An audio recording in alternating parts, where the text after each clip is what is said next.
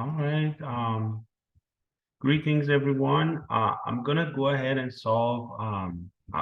Provide you with general instructions and tips on how to solve group activity one. So here's the exam, and I actually have the Excel files here. I'm gonna go over each one of these questions one by one. So the first question, there's a data file that contains here. This is a housing real estate company, and this is a sample of the houses that they've sold. 50 houses. We have selling prices, the size of the house, the location, the the county or area that the house is located. For that area, we have the population and we have the jobless rate, unemployment rate. And then we also have the type of the house, whether it's detached, single family home, or if it's condo or apartment, right? So it's detached and condo, two types. We have this information available. And then there are a few questions regarding descriptive statistics that we need to answer.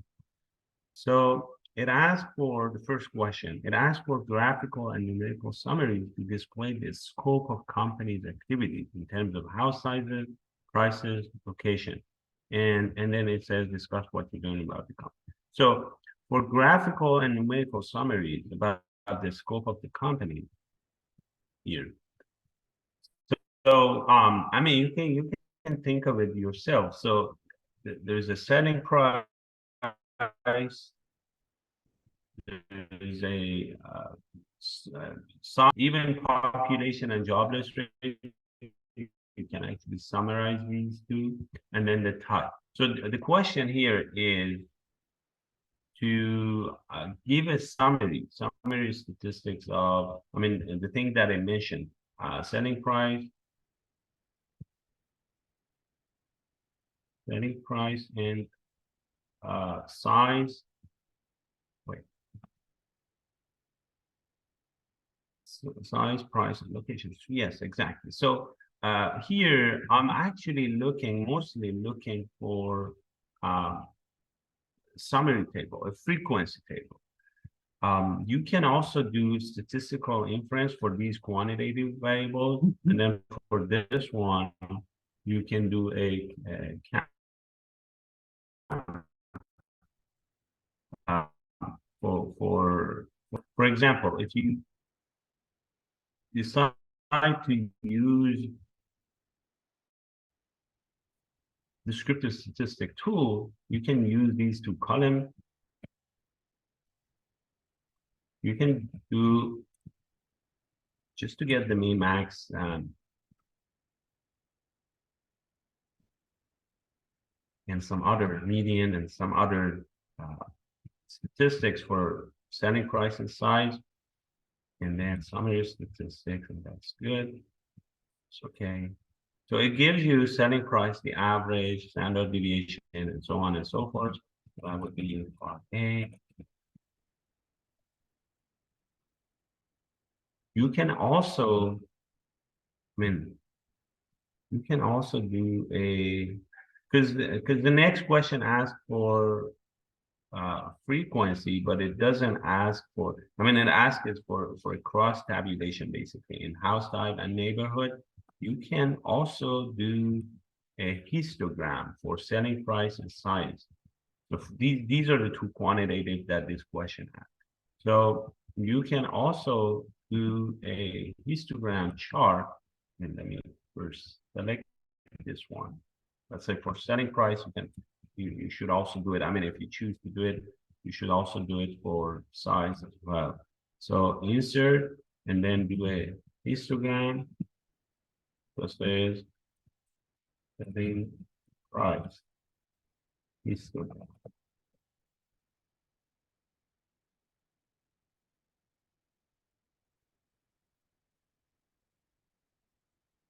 You can also create a frequency table by using count function, by using actually the frequency function, Or you can also use the histogram tool from here, data analysis and histogram, this one. You can also use this one to get a histogram. And if you use that, it also gives you a frequency table. And then for the location, all you need to do is to just provide the count. You can actually create a table, put the list of all, you can actually put the list of all and then put the count or frequency in front of them. You can also calculate relative frequency, cumulative frequency. No cumulative, you can do relative frequency. We do cumulative frequency only for quantitative variables, not qualitative, not categorical variables. So location, you can put the list and then put the count if, or you can just put a pivot table. Choose to do a pivot table. Pivot table is a powerful tool. Like, you know, you can use it for a lot of things and a lot of questions in this assignment. So the whole data, and then you can put it, say, here for location. I'm actually aiming to do a location count. I can actually put location in rows, and then it gives me the unique list of all locations that exist. All I need is to know how many of these locations, these names appear in this list, in this column. So I put it here, I add the location here, and the default function is count here. I don't need to change it. So it actually gives me the count of each one of these locations that appear. And I mean, it's been random. So each one of these locations have equal count. I mean, this is not exactly a random data file. As you can see, random sample. As you can see, there's an equal, identical sample size from each one of these locations. That's pretty much it. But you can actually add other stuff too. You can add a frequency table. You may be able to, if there's anything else you want to add. And then you also need to add comments. What is it that you're learning? If, like, for example, the sample actually has equal number. That can be an insight. You can actually add that as a comment. What would you learn about this histogram? Is it symmetrical? Is it asymmetric? If it's asymmetric, is it skewed to the left? Is it skewed to the right? And so on and so forth. And when you look at the averages also, when you look at the descriptive statistics, is there anything in particular that get to your attention and you may want to actually point out? So that's for the first question. Second question, it says summarize frequency, selling price, size, price per square footage for different house types in different neighborhoods. So this is what you want to do. You want to summarize these variables: frequency, selling price, size, and price per square foot, which is what we don't have in this data file, price per square foot. So I'm going to actually add that. But what we want to do, we want to actually get these for different house types in different neighborhoods. House types in different neighborhoods. We have 2 house types, and then we have 5 different neighborhoods, if I'm not mistaken. So yes.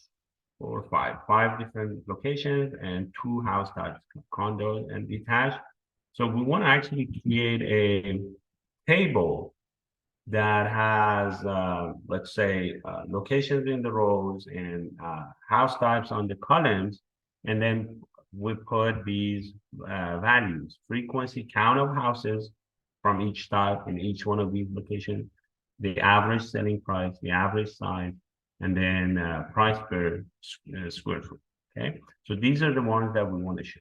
I go back here. Price per square foot is something that we don't have currently, so I gotta actually add that. I'm gonna insert the column.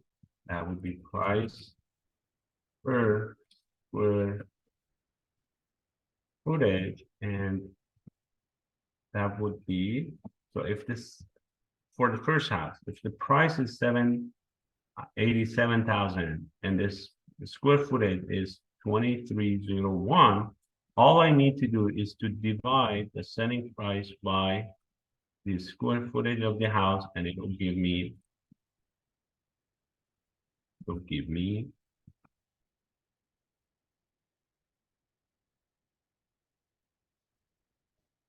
standardized price per square foot. Then I can just drag this down for all other houses in this sample and get that. All right. So now I have a new variable. The question asks, so part B,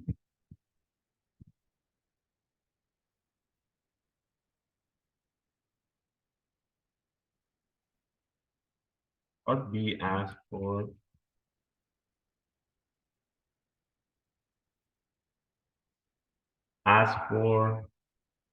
the frequency. I'll do two of those, frequency and average price, or average price per square feet.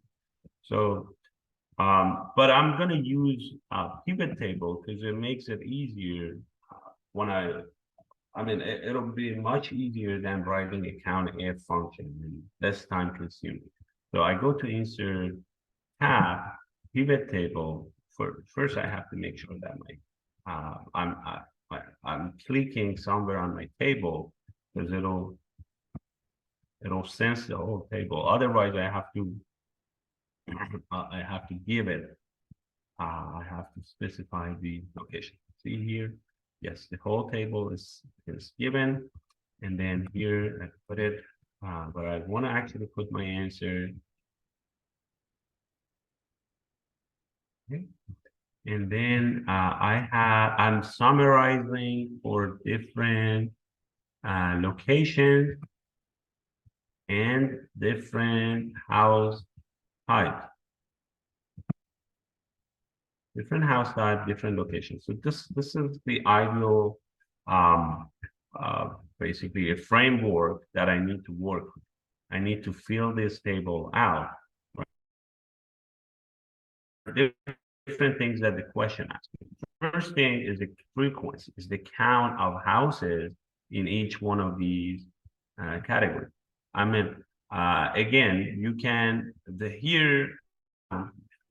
you can use any column that is not empty. You don't have actually missing values. If you have a column without missing values, you can use that. Let's say I'm going to use count. I'm going to use count of type or location. Both of them are qualitative categorical variables. So when you put them here, it'll give you the count. And as you can see, there are, in Fairview, for example, there are 10 houses in total in this sample. 2 of them are condos, 8 of them are detached. There are 12 condos in total in this sample and 38 detached houses. Out of those 12, 2 are in Fairview, 2 are in Groton, and so on and so forth. So you have the breakdown based on the location of condos. And then you have the breakdown of detached in different neighborhoods. So you have the breakdown of counts of houses in based on the location and based on the house type. Okay, so we got the count, we got the frequency. What else? Yeah, selling price, size, and price per square feet. I just do this one as an example, and you're gonna do the rest. So price per square foot, this is the variable that we created. You add it here, and you gotta make sure that it's not sum, for example. It has to be average. If you, it's gonna actually add it as a new column, as a new set of values in this table. If you don't like it this way, like you have condo group, and then these values count and average. If you don't like it this way, which I honestly, I don't like it myself, it makes it really hard to read, especially if you add the other 3 or 2 more values you want. Maybe easier if you just copy and paste and create a new table, and then now and remove this count, and instead put price per square foot. and then change it to average. Yes. And if you don't like these many decimals, you can actually you can, I mean, you can select these numbers. It's the fastest way, and then change it to number format, right? Or absolutely no decimals. These are average price per square feet, and 400. I mean, if it's 0.1 or 0.2 or 0.5 or 0.9, as long as it's rounded, it's fine. You don't need to know the number of decimals. All right. So that's it. And then you can just keep copying and pasting and then customizing tables for different variables that you need to make. So this is for, and then you just look at it. This is important, guy. You need to look at this like we did for this one. And if there's anything that you find, for example, for here, which one is the most expensive, which one is the least expensive, at least you can actually point out to that one. You can and see if it's consistent. For example, condos actually, the most expensive is right here in this neighborhood, but that one in terms of the detached is among the least expensive. I mean, this is something that may be interesting to investigate, and so on and so forth, right? So just keep doing for the other two, and then see if there's there's any insight that you get. Question 3, develop a scatter diagram to explore the relationship between average price per square foot and areas characterization. Areas characteristics like population and jobless rate. So, and then use the vertical axis for price per foot, price per side, and then compute the correlation. Okay, so part C or part 3.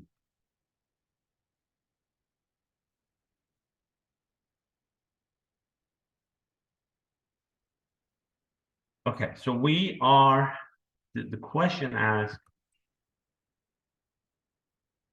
let's say this column, this is what we are studying, price per square foot as a standard price, all right, per price per unit of size of the house, based on these two factors, area, population, and job rate. So we want to know if the neighborhood characteristics are affecting the selling price, standard price per square foot in different neighborhoods. We have two factors as our X, and price per square foot as our Y, the one that goes on the vertical axis. Price per square foot on the horizontal is either population or jobless rate. So we gotta do two scatter charts. Okay, because these are two different variables. So I'm gonna do two scatter charts. First, this one and this one. So for this one, you can actually, you always need to have your X, your horizontal variable first, and then the second one. If you want to pre-select the variable, what I mean is that, let's say I move these two columns. I mean, you don't have to move this one. I'm removing because I had it for here. Now I removed it. So if you want to move this column, put it near the jobless rate. If you want to do a jobless rate and price per square foot. So how do I move a column? Control X and make sure that there's nothing underneath because you don't want to ruin if you have stuff, you don't want to actually move this stuff under this if you have anything. So Control X and then click here. So I want to have E, F. F, I want this to be F. So right click on F, insert cut cells. So it'll put it in to the left of the selected column. So now I have jobless rate and I have price per square foot. Insert the scatter chart. Scatter is right here. Okay, this is what we need. Make sure that you get the axis title. Make sure that you get the grid of the grid line. So axis title, the vertical is the second one, the yellow one. So it'll be price per square foot, right? And then on the horizontal, it's the variable that I selected. It's the jobless rate.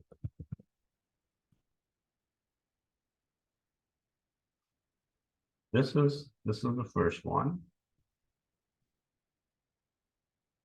And then it asks for equation and R squared, right? The question says, yeah, compute the sample correlation coefficient. We're gonna do the correlation, but it's also whenever you do a scatter chart, it's always helpful to add a trend line and add equation and R squared on chart. So we already know what's going on with this variable. And then you can see when you look at this, it says for correlation, I mean, which supports the same thing, supports your observation that there is a positive, not so strong, but positive. I mean, it's not that weak also. It's almost 17% R squared. That's considerable. It's not very weak, right? It's not zero correlation, but it's moderate. I would say slightly weak or slightly moderate correlation between the two variables, jobless rate and price per square feet. But there's a positive relationship. As the jobless rate goes higher, the price per square foot also goes higher. I mean, if it makes sense or not, that's a different question, but that's what we observe here. So there's a positive relationship between these. Okay. Now, for correlation, all you need to do is to use Corel function, Corel, and the array 1 and 2. Let's say it doesn't matter which one goes first, which one goes. The order really doesn't matter. So you put these two, and it will give you the correlation. That's for jobless rate. Now you gotta go back and put another chart here, for example, or you can put at the bottom, but it has to be price per square feet and population. So similar to what I just did, you need to move this column again, put it next to area population, put it here, Control X, right here. I'm gonna stop here, but you know what to do. Take it from here, put it here, and now you have these two columns. You can go ahead and create a scatter chart for these two and repeat the same thing and kind of document your. I'm not writing it, but you need to document your observation, what's going on and what you observe. You just write it. Linear relationship observable between house sizes and price per square feet. So that's basically very, very similar to question number 3. So you still need to do, in order to observe a type of linearship between, or type of association between two variables, you need a scatter chart between house size and price per square foot. And then it asks if it makes sense. So normally, as the size of the house goes higher, the price per square foot goes down. I mean, that's usually the case in the same neighborhood, right? Now, it may be different if you have a combination of houses from different neighborhoods, and maybe location can actually influence. So it says size and price per square foot. So you gotta move this one more time, put it here. And notice when you cut and paste something, all the references are the same. You don't need to worry about the charts. They're gonna still be, see, they're gonna be still using the same column. I mean, all the references are gonna be updated. If you click here and look at this one, column F now, column C, even though we never gave column C, but we gave price per square feet and now we're moving it. So that's why the references are updated. Anyway, the question asks for chart between these two, size and price per square feet. Part 4 of the question asks for investigating a relationship between these. So we do this, vice versa. Let me put it at the end here. That's the chart. Let's bring it up a little bit. Access title, getting rid of the grid line. That's the minimum you want to do. And add trend line, and then later add equation and R-square. So y-axis was in this list was price per square foot. X-axis was stock. Does it make sense? I mean, we see a negative relationship. If it's strong or not, you gotta investigate. You also need to add correlation, add trend line, add equation, and R-square. R-square is not that strong. It's really nothing.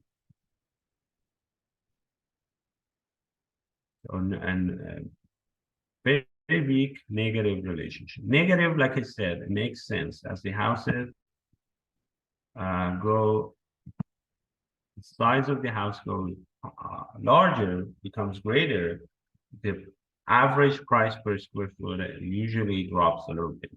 So that makes that makes sense, but it's not that strong of a relationship. So that's question part B of this question.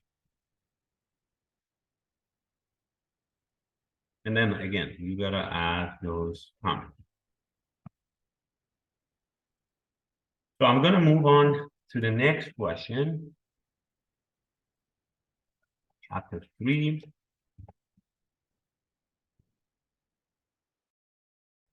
Okay, now data. This question is actually about it's a whole pivot table and then a few charts here and there, histograms. It's a combination of a few graphical visualization of the data. We have a big data file with 3,142 counties. We have the tax information, the tax return information. So here.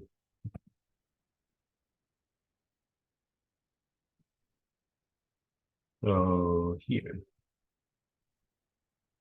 For 3,142 counties in the United States, we have the county name, state, which states they're located in, the number of tax returns that were reported in 2017, I believe, the adjusted gross income for the county, total adjusted gross income for each county, total wages and salaries income for each county, the total for each county. Okay. And all of these numbers, these two columns are in $1,000. So part one, it asks for new variables. So it says calculate average adjusted income, average wages and salaries income per return or per family or per household, both in thousands for each county. And then it gives you a little bit of a hint here. It says average income is total income divided by total number of taxes. So let's go back to the data file. So it asks for two new columns. Average adjusted gross income in $1,000. Average wages and salary income for, again, for each county in $1,000. These are the two columns that the question asks you to add. And then for county one, average adjusted gross income is total adjusted gross income divided by the total number of tax returns in that. So 46,000, that's the average adjusted gross income for all people based on the returns in this county. I mean, you can assume I mean, this is average gross income per return. You can assume this is also per household. Okay, so same thing for average wages and salaries. Total wages and salaries divided by total number of returns in that county. In that county, whatever county you're looking at, and then you gotta keep doing it for all counties.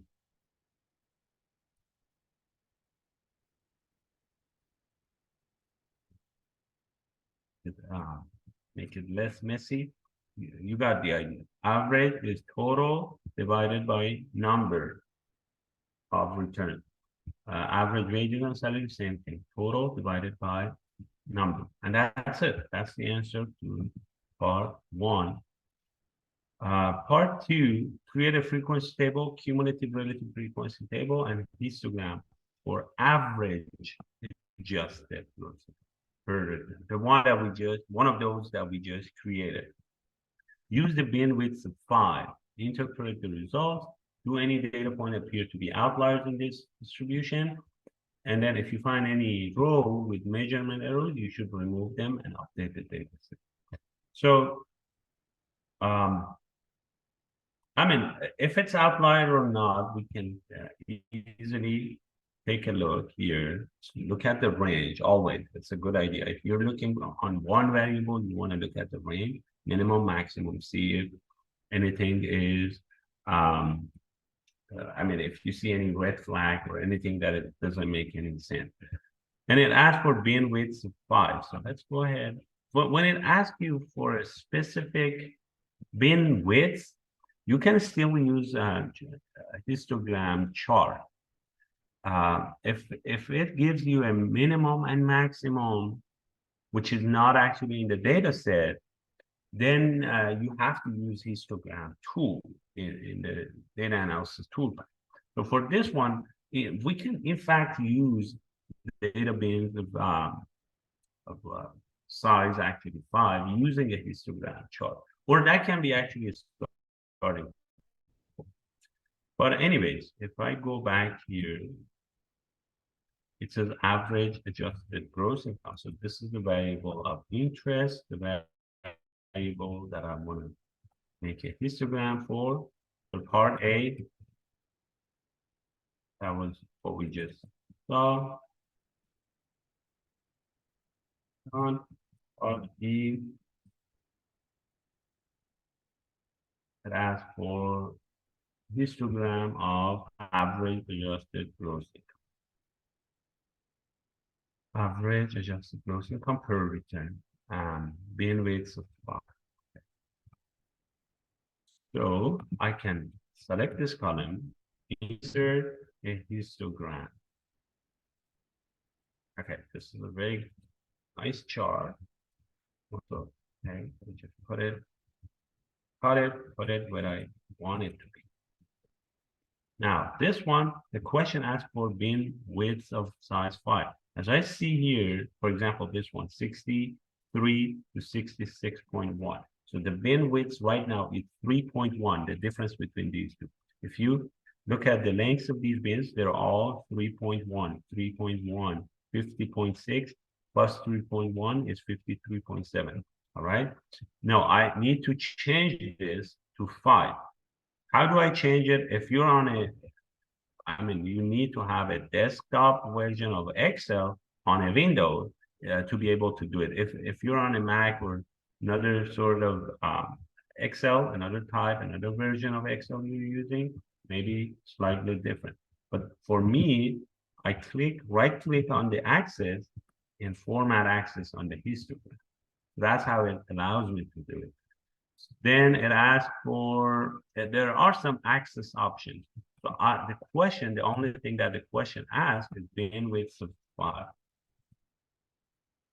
So it'll change my graph. And luckily, all of my numbers here, the bins, lower bounds and upper bounds on the bins are round numbers. So that's the best scenario that could happen.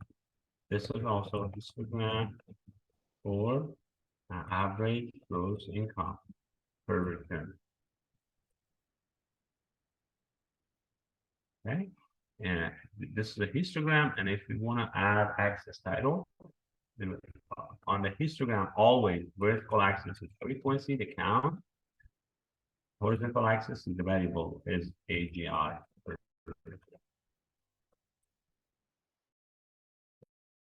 Uh, Average adjusted gross income goes from like 1 to 166.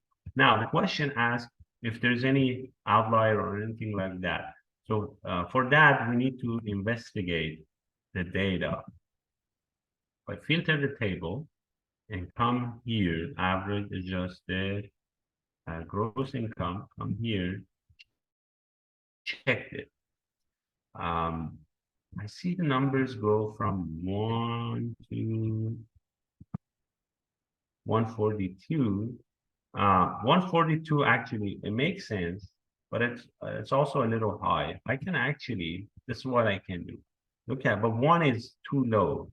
Can filter a few on the lower side and a few on the upper side.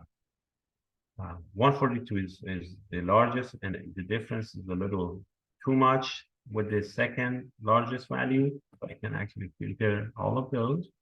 And now let's take a look at these. I mean, you need to investigate, see if those are fine. But these two look okay. Douglas County and Teton County, they look okay. But this one, Kanawha County, this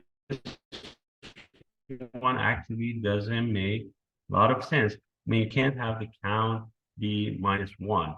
And as you can see, all of these numbers are 1 or -1. So that one doesn't make sense. So that's just an error, data error. So we need to remove it completely. And the nice thing about that is that, I mean, before my histogram was starting from 1 and it was all round numbers. Now it's starting from 18.3, 18.26, right? Because I dropped that 1. And now my numbers are in this form, which is okay. I mean, for me, it's not a problem. But if you're not happy with these decimal numbers, you can actually go back and use histogram tool by giving specific bin values. If you want to do that, it'll be lower bound, upper bound. If the minimum is 18, maximum is 140 something. What was it? Maximum 140. You can actually start from 15 if you're looking for round number to 20. The size bin sizes of 5, 15 to 20. And your last bin should cover 142, for example. 140. I need to go all the way to 145. So my next bin is going to be 20 to 25. And if I keep doing that, building the bin, keep going 145, that's fine. And do this. My bins now start from 15 and ends at 135. 15 to 20, 20 to 25, 25 to 30, 30 to 35, all the way to 145. Now, I can use a histogram. I can use a histogram tool.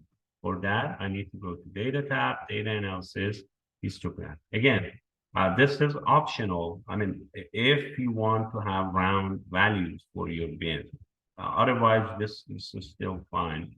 And the chart that we're going to get is going to look very, very similar to this one. So input range is the variable that we're drawing a chart for. Bin range is going to be the upper bins. The upper bins. The upper bound of the band. So input range average adjusted gross income, upper bound of the bin. I did have label. I do have label, so I check this. And the output range is going to be right next to the upper bound. And then it asks for histogram. Did it also ask for, no. Wait, no. It doesn't ask for cumulative, but if it asked, we could have done it right now. But we don't, yeah, we don't need to check this one, cumulative percentage. So all set, press OK, it'll give us the frequency and it also gives us the chart. Let's see, find the press chart output, right? Oh, here. Zooming out to be able to see it. I see it here. So I found it, I put it right here. Now I zoom back in again. Notice how similar these two charts are. I mean, it's a little different because the bins are different, but pretty much the same. All right, and then you can remove this one. If you don't like having a more category, just right click on it, press delete, it says up and all set. Very, very similar to this chart. Okay, so that's for part B. Now, moving on, it asks for a pivot table in Excel to answer the question. So the pivot table should have a state abbreviation as row. The values should be sum of adjusted gross income for each state. This is now different. Sum of adjusted for each state. So we're not going to be working with average anymore. We'll be working with sum.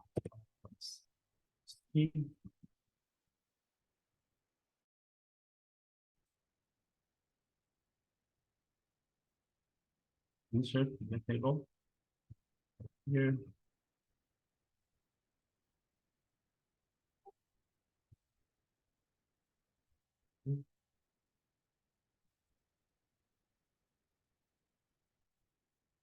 It's fine.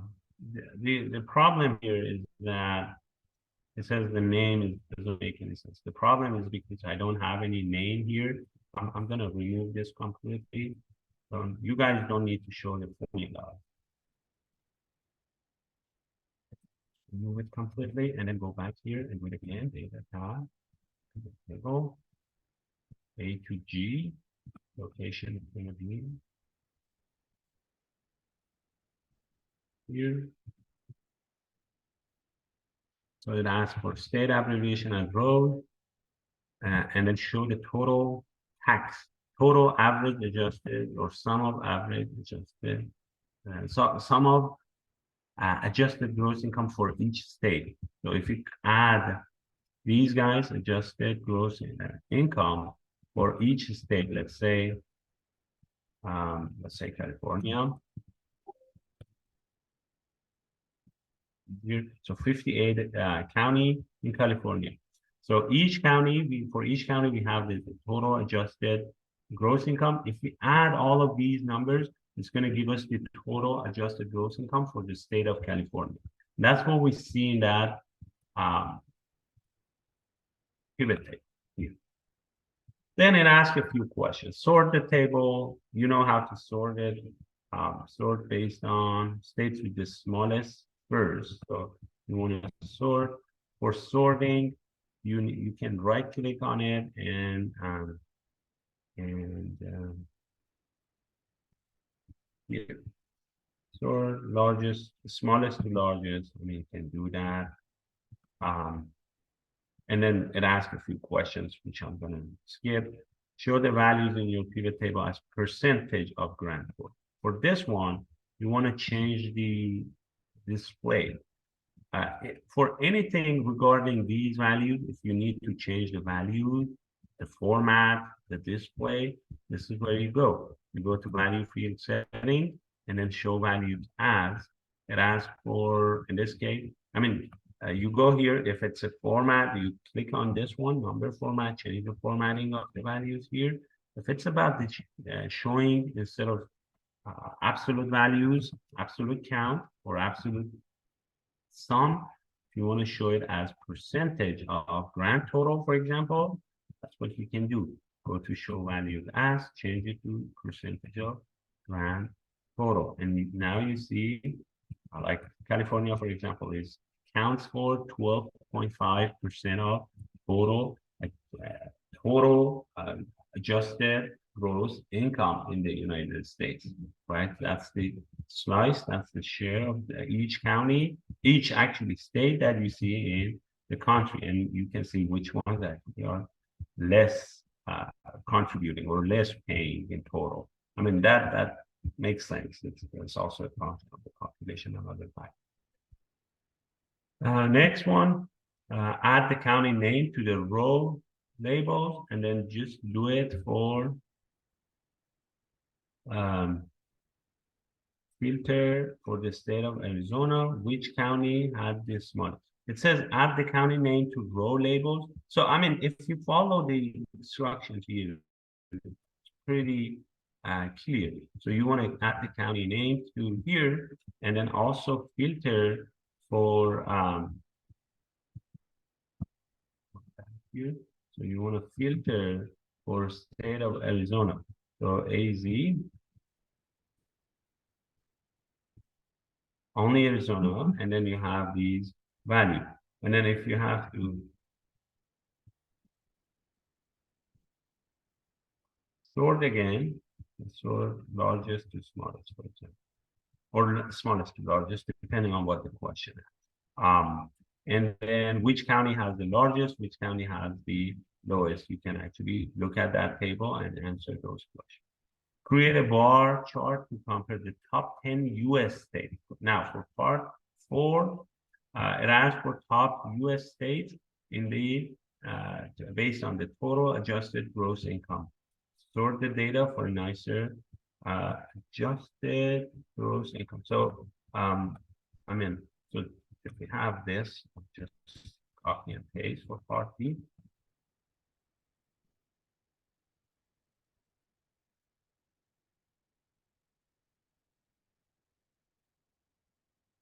I update it. So I bring it back to the original form. So when we had the state abbreviation and sum of adjusted gross income, that's what we need without any filter. For now, without any filter, let's and it's already sorted A to Z, or the smallest to large. But the question asks for the top 10, largest 10. You can actually do a filter here, because it says filter based on the value. You can go here and see. I don't think we can filter based on this, but we can actually filter. See. Yeah, let's see. Value filters, top 10 items by sum of adjusted. Yeah, so that'll do it. Top 10 items by sum of adjusted percentage. Yes, it'll give us the list of top states as filtered based on this. I mean, if you want to sort it in a descending order, you can also change it. You go to sort and show it largest to smallest, or it'll put the largest first. And then it asks for a bar chart. For bar chart, all you need to do is to select the table, create a bar chart like this, which is actually a pivot chart. It's connected. As you can see, the filters, that means this is connected to the pivot table. So this is a pivot chart. If you make any changes here, it'll be reflected here. So that's for this one. Next question from chapter 6.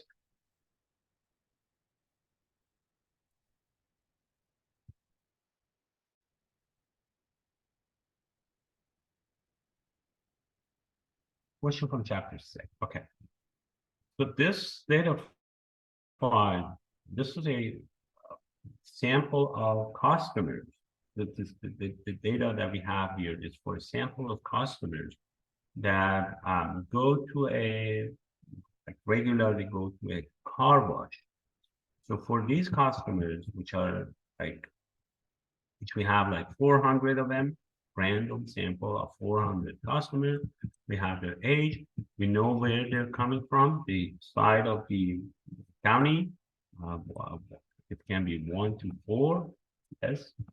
We know their satisfaction score, we know their quantity, the number of times that they purchase quantity. I mean, just look here. And then we have the waiting time. But we do have two versions of these three variables. One is for after a new system is implemented, one is for before. So think of it, N stands for new, O stands for old system, new system, old system. Satisfaction score of customer 1. After the new system is implemented is 3. Satisfaction of the same customer before was 2, right? The number of times that the new customer purchased, 9. After the new system is implemented, 7 times before, 7 times this customer came to do car wash before the new system was implemented. With the new system, their waiting time is 13 minutes. With the old system, their waiting time was 20 minutes. So we have this information. Now, this question has 4 parts, and depending on what we are actually, the stuff that we covered in chapter 6, it asks for different things. In part 1, it asks for a statistical inference. It asks for 95% confidence intervals for mean, and proportion. In part 2, it asks for hypothesis testing, developing null and alternative hypothesis. For simple, actually one sample hypothesis test for average, for mean, and for proportion of customers. When it says more than 35%, it's asking about, it actually hypothesizing about a certain percentage. It's about proportion of a certain group of customers. All right. In part 3, it asks for 2 sample tests, because now it asks for comparison of before and after. So for each customer, we have an before and an after value. So that's what it's asking. And last part, it asks for checking to see if different regions have average number of car wash purchases. All right. So this is, since we have 4 regions, we're testing to see if group 1, region 1, region 2, region 3, region 4, if they have the same average purchase. So that'll be an analysis of variance. So that'll be a little different. So I'm going to go back and because in these types of questions, if you have that note sheet, that summary page of chapter 6, it's going to help a lot. So I'm going to go back again to Home tab and then look for this chapter 6 summary. So I'll open it in another tab here. I'll go back to the assignment also to have the question in front of us.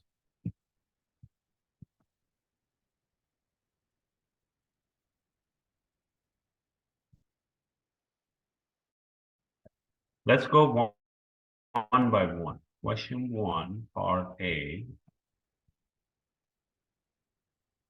And I'm not going to solve it, but I'll show you how you can address each one of those. So the first one, it asks for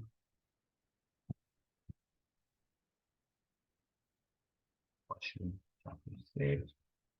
It asks for, let's say, I'll we'll cover bullet one and the last bullet, an average and a proportion. And then it says for before and after, and we know that we have separate column for before, a separate column for after. So that'll be 2 times, basically, 2 times of each one of these. So if you have 3 things, you want to do it for before and after, you have to do it 6 times. So average waiting time of customer before, average waiting time of customer after, average satisfaction score before, average satisfaction score after. So for 95% confidence interval, if you look at the formula, confidence interval for average, this is the formula, guys. X bar minus t value times standard error. Standard error for mean is S divided by square root of n. If we go back here, waiting time, satisfaction score before and after. Waiting time, satisfaction score. These are the variables for part A. Waiting time, satisfaction. For statistical inference, we know that for these two, we know that for these two, we know that we can use the descriptive statistic tool, or you can just use the just calculate X bar is sample mean, average, t-value. You can actually use this function, t dot inverse, 1 minus half of alpha, n minus 1. Standard error is also a standard deviation, st dev dot s, n is sample size count.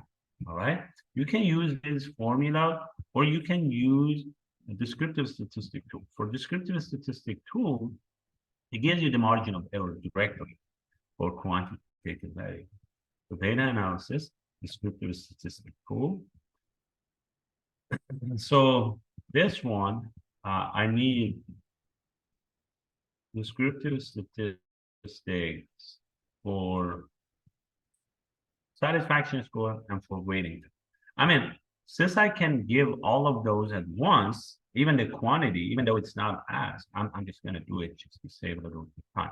So all the input range, V9 to I409, it'll capture all of these 6 columns. The group by column labels in the first row. I'm going to put the output here. I also need a confidence level for mean of 95%.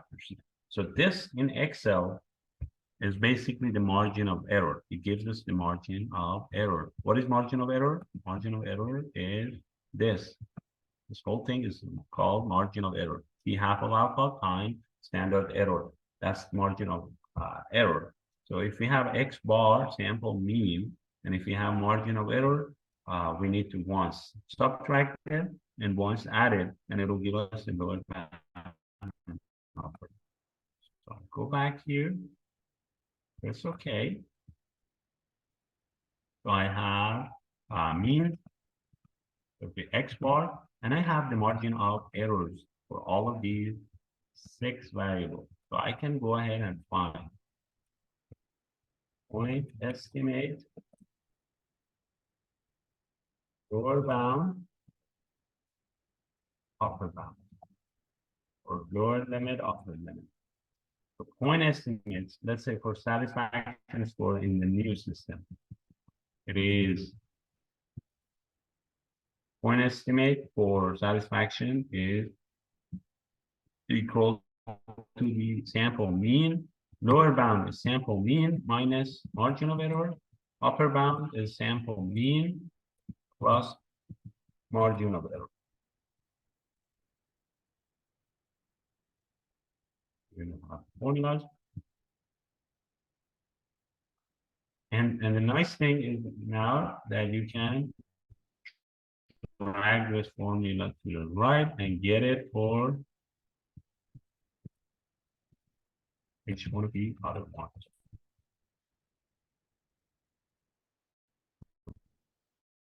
Point estimate, lower limit, and upper limit. So basically what it means is that for 95% chance, the average satisfaction score of customers in the new system for all customers, average of all customers. Average of these 400 customers, we do have it, it's this much. Average of all customers that have come and are going to come in the future is going to be by 95% chance, it's going to be between these two values, 3.85 and 4005. It gives us an estimate for population average. All right, so that's how it's different from the point estimate. Okay, so that's part one. Actually, for these two bullets, we got it. For proportion of customers with satisfaction score of 4 and above.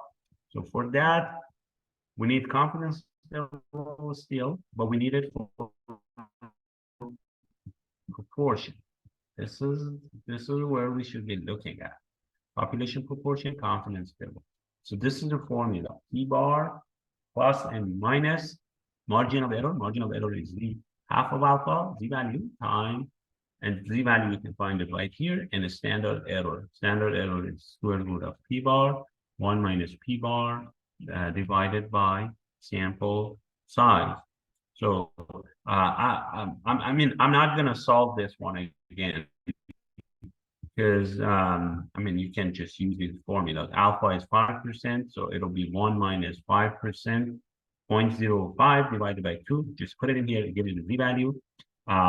N is 400 for part B. I'm not going to complete this, but I'll tell you your stuff.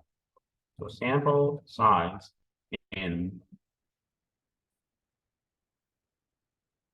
sample proportion. For sample proportion, you need to have count of interest. And then when you have count of interest, count of people that their satisfaction score is 4 and above.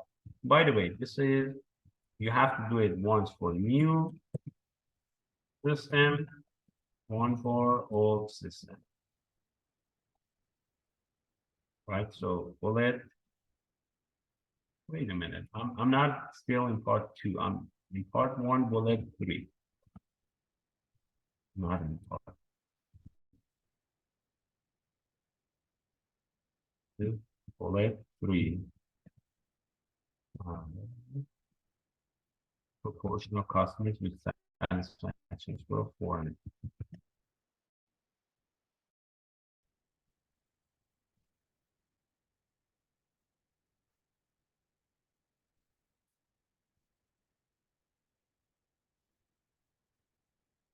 Okay. In the new system, in the old system, you need to find N, you need to find sample proportion, P bar,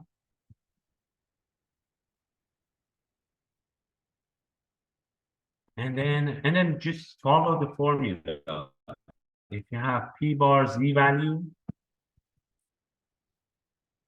and then if you have Z value, if you have P bar, if you have N, you can just follow this formula. You can refer to the data file, actually, the examples, the offline video on calculating confidence interval for proportion. I believe data file that we used were women golf, so you can refer to that one and check it. But let me get these for, and it'll actually set the stage for you to calculate lower bound, upper bound, point estimate, lower bound, and upper bound. So these are the 3 things you need to find. Sample size is 400. You can type it, or you can just use the count a function for, I mean, since it's satisfaction score, I can use count function. Count counts the number of medical sales. Count A counts the number of non-blank sales. This whole column. So it'll give me the count of 400. For count of interest. Now, Here I need to count the number of customers that their satisfaction score in the new system is 4 and above. So here, satisfaction score 4 and above. How many of them exist?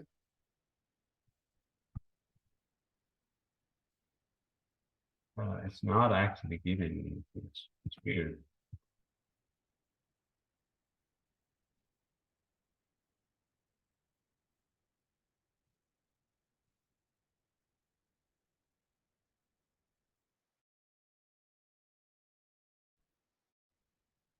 Two seventy 4 out of 400, 274 out of 4. Of course, I mean, if you don't want to use countif function, that's still okay to put 274. But if you want to use countif function, this is how you do it. Countif of satisfaction scores in the new system greater than or equal to 4, and you need to put it in double quotation sign. You can see here, double quotation greater than equal 4 quotation close, enter. So it gives you the count of 4 and 5, or 4 and above.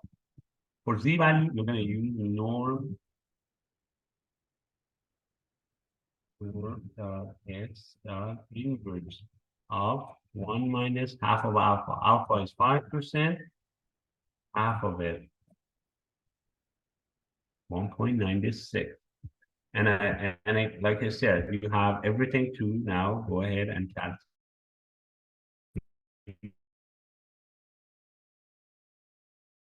the rest, because you have get the standard error, square root of p bar times 1 minus p bar divided by n, and then get the lower bound and upper bound for population proportion.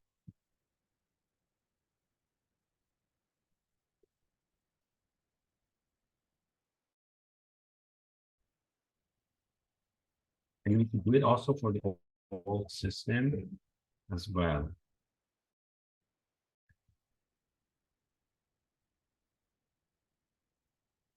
Okay. Let's do this for the new and for the old system. And again, you can just keep calculating. For part B, for the second part of this question, the hypothesis test, it asks to develop null and alternative, and these are the claims. So you know that whenever we are testing something, testing a statement, that would be the research question. We need to put it in alternative statement. Alternative statement, so that goes to alternative, and alternative, in order to know what sign alternative has, alternative can have strictly less than, strictly greater than, or not equal. Because, and that is because equal sign always goes to the null. So I'm gonna write the null and alternative, and then I'll refer you to the place that you can actually find the answer to these. For these two, for part B,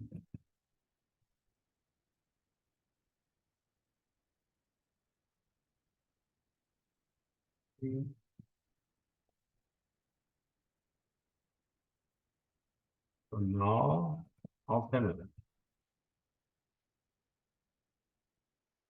So now, in the new system, people wait less than 40 minutes on average. This is clearly, I mean, if you want to put it in terms of the variables that we have here. So it's asking for the waiting time of people in the new system. And it says people wait less than 14 minutes. So it basically says the average waiting time of customers in the new system is less than 40. All right. So average wait time in the new system is less than 40. That is what we read here. People less than 40 minutes. So that's a claim, that's a research question. You just put it in the alternative. So equal sign goes to null. Simple. It's simple in the sense that it always the same. Equal sign always goes there. So people in the new system, their average wait time is 14 or less. I mean, you can put less than or equal, or you can just put equal. So that's for this one. More than 35% of customers are coming from region 2. So again, this is a claim. This is a research question. We need to put it in alternative unless it has equal sign. If it's equal, always goes to no. So proportion of customers from region 2 is greater than 35%. That's what we need from this. Proportion of customers from region 2 is more than 35%. And then again, equal goes to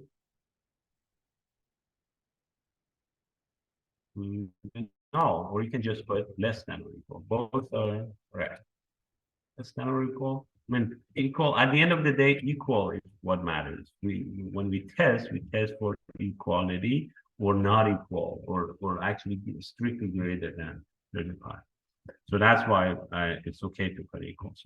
Okay, so we got the hypothesis, and we know that it's a one sample test because we're in each one of these, we're investigating something about one column, one value. So that's why it's a one sample test, both of them.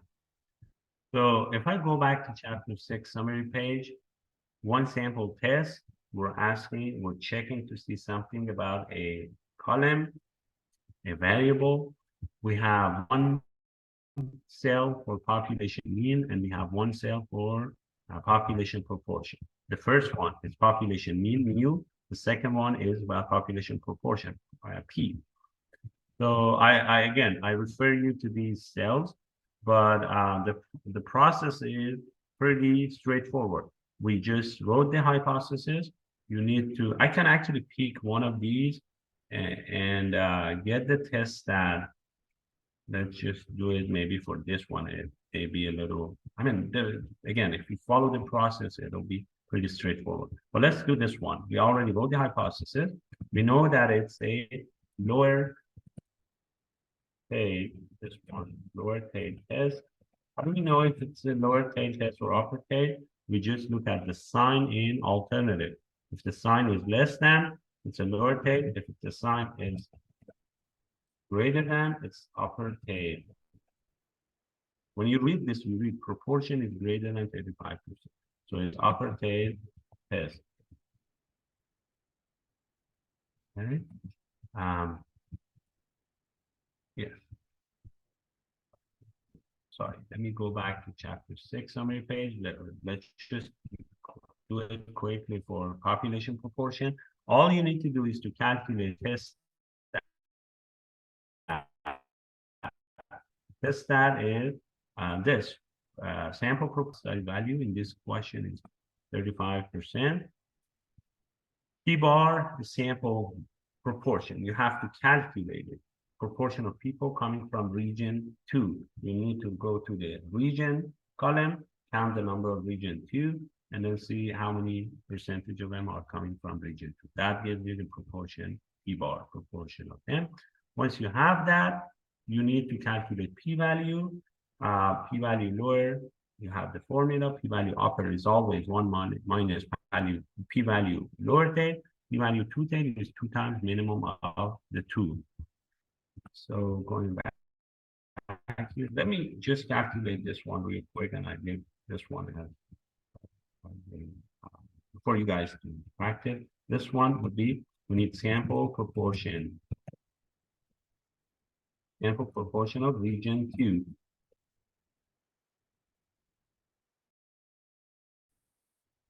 For this, we need to know count of region 2. Customers come from R2. And we also need sample size. And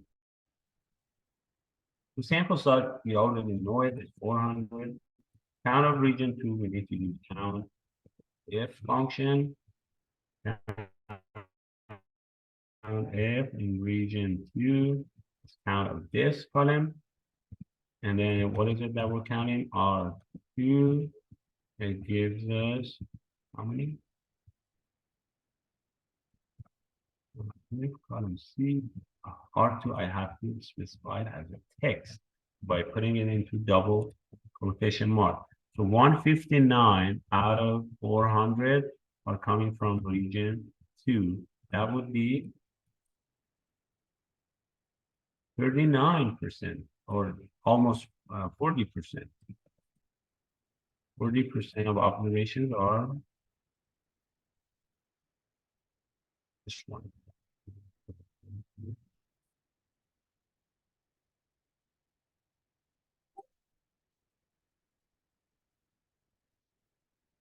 This one I can actually, because I already calculated that. So okay. So almost 40% of customers are coming from region 2.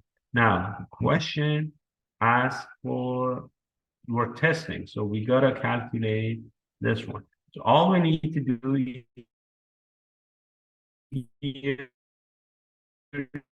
is to calculate, because we have 40%. P0 is, just record that too. P0, process size, value 0, that is 35%. For P0 and mu0, you need to look here. Mu0 here is 14, P0 is 35. Given in the question. Okay, standard error. Standard error is what we have in denominator here. So it's square root of P0 times parentheses 1 minus P0 parentheses closed divided by sample size in standard error. Now test that. Test that is parentheses P bar sample proportion minus P0 parentheses closed divided by standard error. That's the test statistic, 1.99. So now you need to calculate p-value lowercase, p-value uppercase, p-value two-case. P-value lowercase. Again, if you refer to the formula, it'll tell you norm is the distribution. If you're doing it for proportion, you're doing it for mean for the previous one, you need to use t dot distribution for this one. So for this one, it's going to be norm dot s dot distribution. Z is the test statistic. Cumulative true. Always. Uppercase 1 minus p value lowercase. P value two case is 2 times the minimum of the two, lower and uppercase. This is an uppercase test. We need to look at p-value uppercase. P-value uppercase is 2%. Is definitely lower than 5% alpha. So the conclusion statement says, conclusion criteria says, if p-value is less than alpha, you can go ahead and reject the null hypothesis. So, which is the case. So p-value less than alpha, alpha is 5%. We can reject what? Reject the null. Okay, so we reject the null or less than or equal to 35% proportion. We reject this, so we can take alternative. So with 95% chance,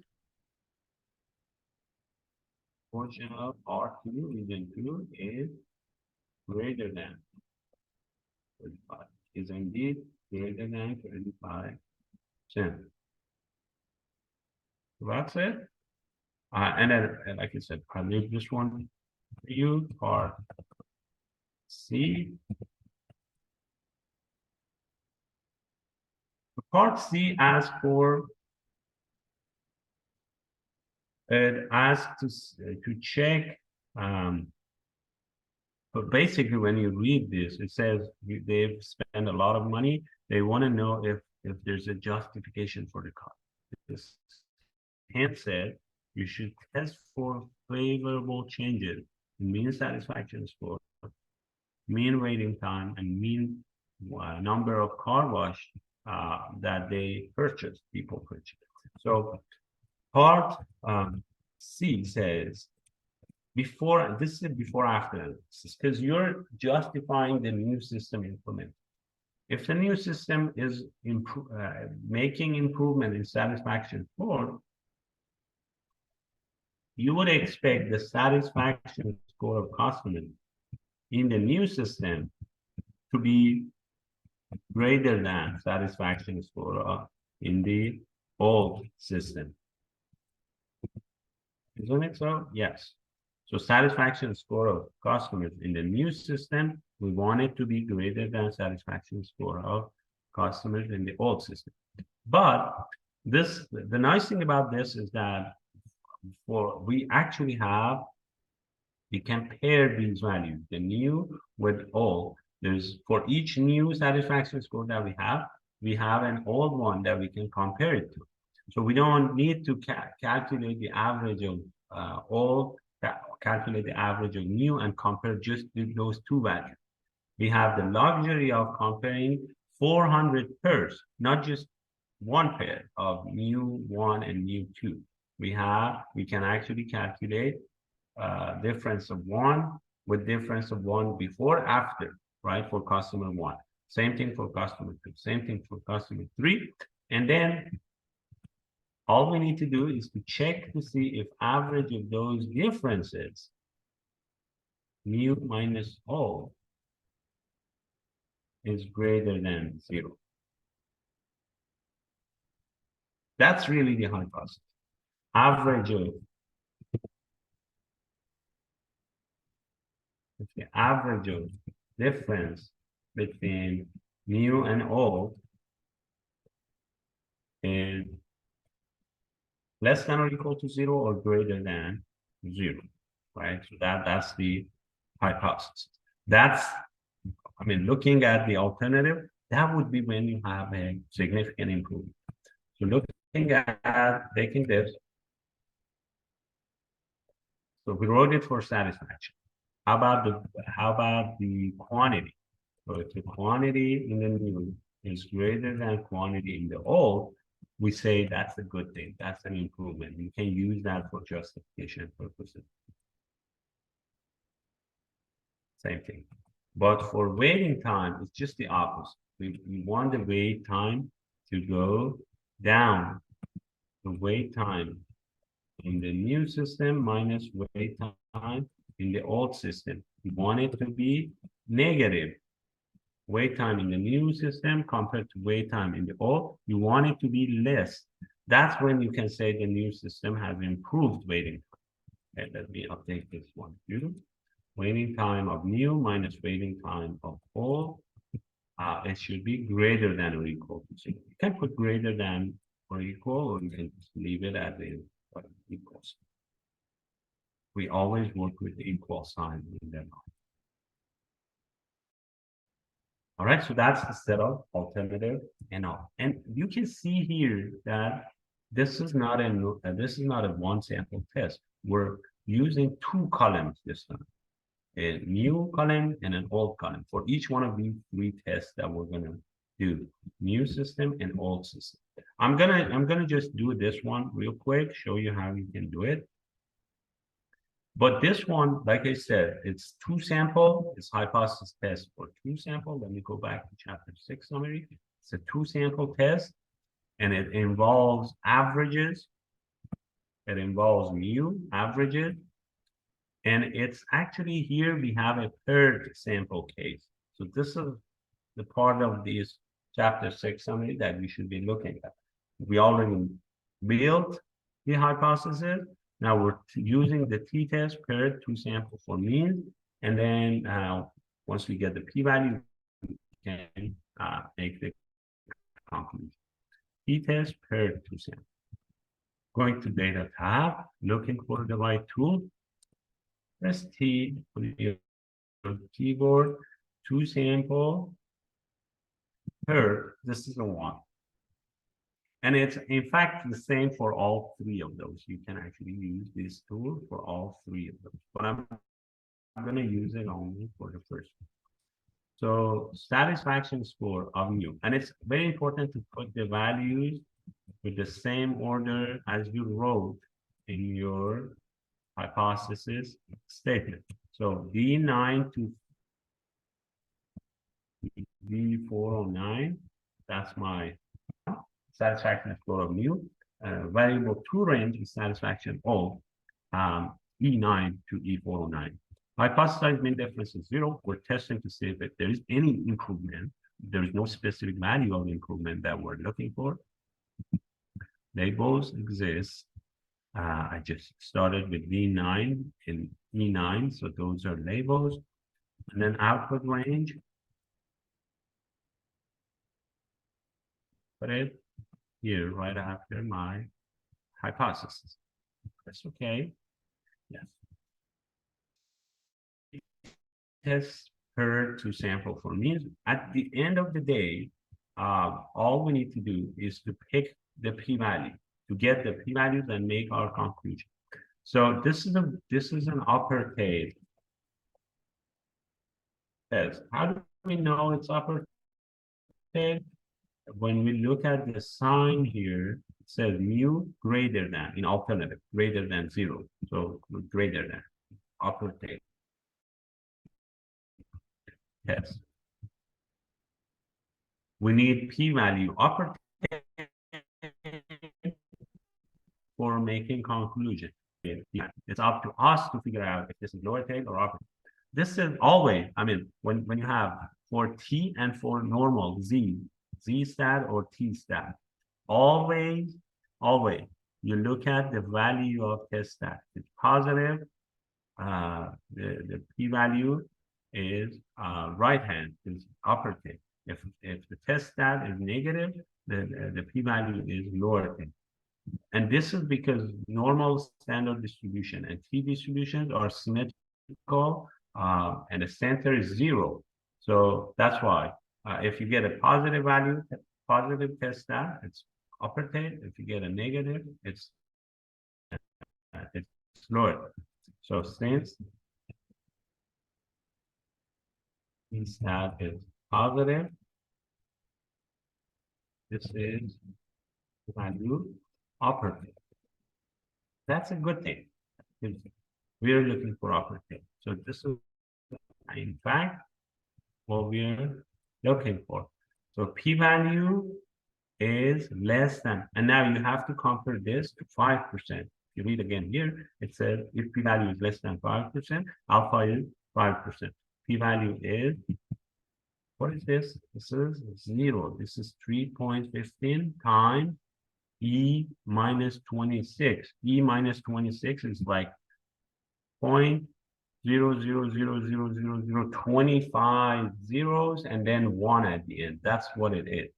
And when you multiply by 3.5, 3.15 is like 0.00025 zeros and then 315.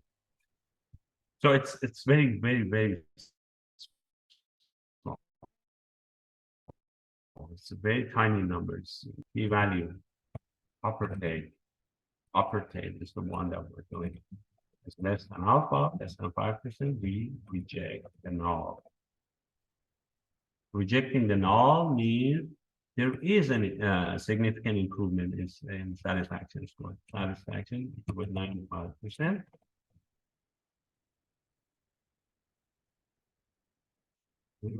Satisfaction score has improved has improved. I mean, you can say the difference between satisfaction score in mu and O is significant, or is significantly greater than 0, right? So that's what we're so you just keep doing it for the other two, and that's practically the process that you have to follow. Last part, part B.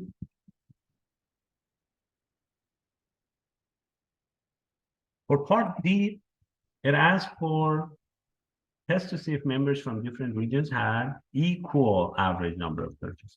Number of purchase is Q, and it asks for before and after. So we gotta do this. We gotta do this twice, before and after. But since we have 4 regions, it says if the average of region 1 is the same as the average of region 2, is the same as the average of region 3 and 4, or otherwise. So that's basically part B. It's an ANOVA. It's a null hypothesis, multi sample type of test. So mu of 1, mu of region 1 is the same as mu of region 2, mu of R1, R2 equal to mu of R3 equal to mu of R4. And null, an alternative would be anything other than this. Anything other, if at least one of these are different from the rest, that's what we're looking in alternative. So this one, if I go back to chapter 6, it's a multi-sample testing. It's actually required more than 2 samples, as you can see, R1, R2, R3, R4. This is an ANOVA type of we need an ANOVA single factor tool. So we just built the hypothesis. We're going to use ANOVA single factor, and then we're going to read the p-value. I'm going to quickly do this for the new system. This is about quantity of purchase. For the new system.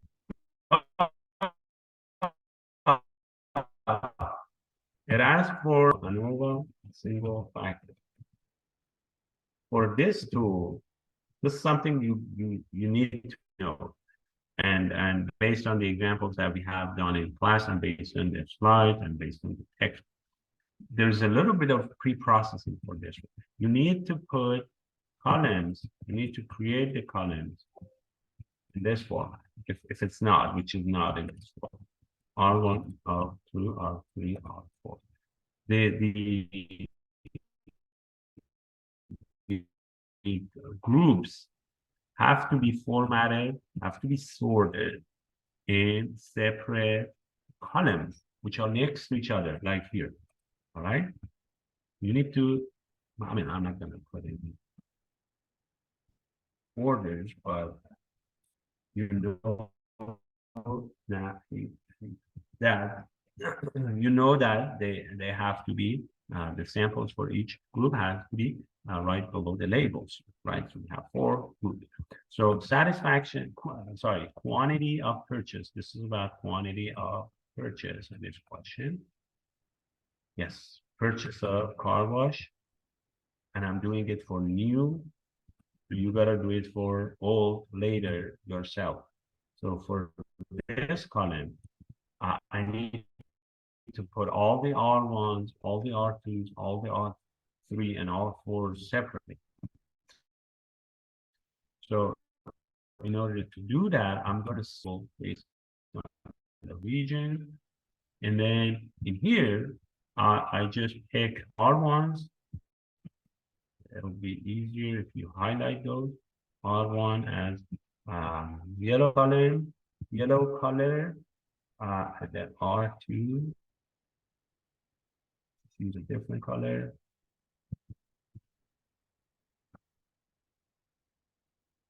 R2 and R3, let's use green for this one.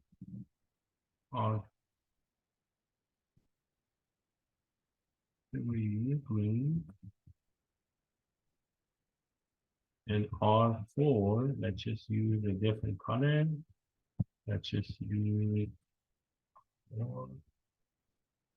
let's use pink or purple or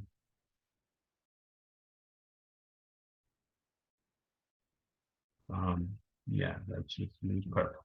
It's too much. Let's just use this one, the little orange. Yes. Okay, so this is our four. Now that we already select right under my label here, R1 is this one, the yellow one. R1, Control C, it's R1, Control V.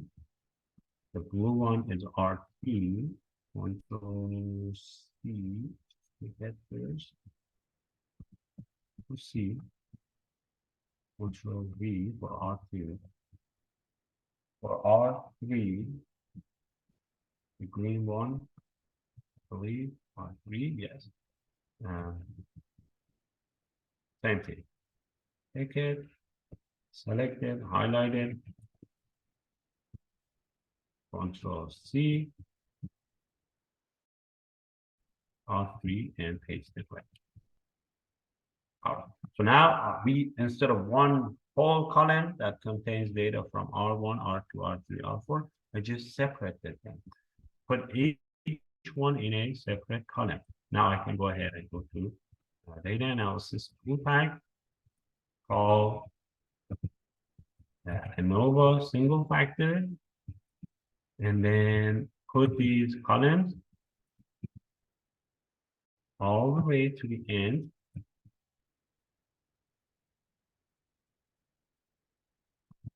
Make sure that you cover the largest sample. So I went from L9, L90, which includes the labels, all the way to O249, which covers all of these samples. Group by column, labels in the first row, output range, just put it wherever you want to put the answer to part 4. I put it right here. End of the day, all we need is the p-value. If the p-value is above 5%, you fail to reject. If p-value is above 5%, above alpha, fail to reject. So you fail to reject what? Fail to reject the null hypothesis. You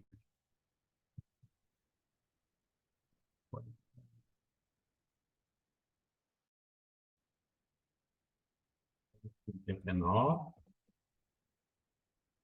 Yes, we fail to reject the null. What was the null? Null said they're equal, they're not different. So I failed to reject that. So with 95% chance, we can't say that they're different. I mean, we cannot support claiming that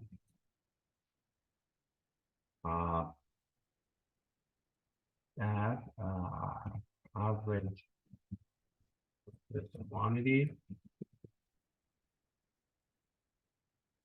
is different for different for different regions. We can't say that they're different. If we have to make any assumption, we have to assume that they're equal. Quantities, average quantities are different for different regions. Yes.